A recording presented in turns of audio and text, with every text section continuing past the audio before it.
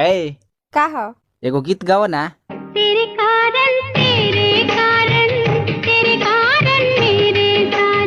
अब तू गावा। दो गला कहीं का।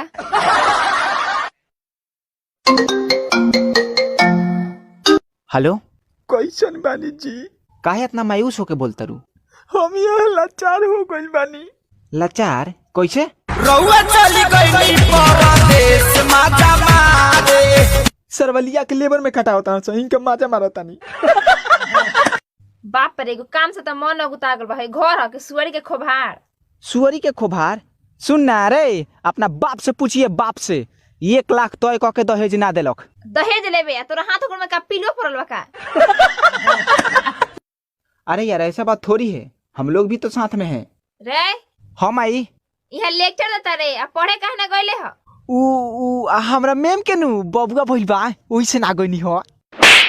तोर तो मेम बोलते लेकिन उनकर शादी नहीं के भइल। एगो तो हमार कलम फूट गइल कि कैसन घर में हमार बियाह हो गई। रे का भन बनाता रिस रे? 3 दिन से घर में खर्च नहीं के कहियो पूछला तू। तोरा रोज रोज के कचवाइन से कहियो देख लिए हम जान दे देम। तो कौन कही कि तारा जिंदा रहला में हमरा सुख बा, मर जो। रे 1 से 100 तक गिनती सुनाओ तो।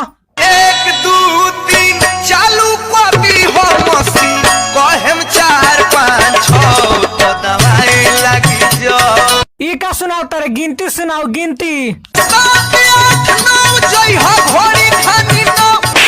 तोरा के गिनती को हाथ नहीं आते, पूरा चौथा सुना देले।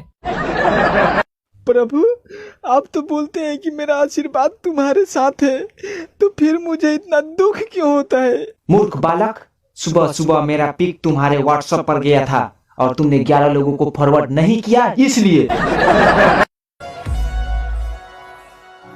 मायरे मायरे का बड़ा से माई माई कइले बाड़ीस? हम तोरा के चिल्लाता नहीं कि गीत गावता नहीं।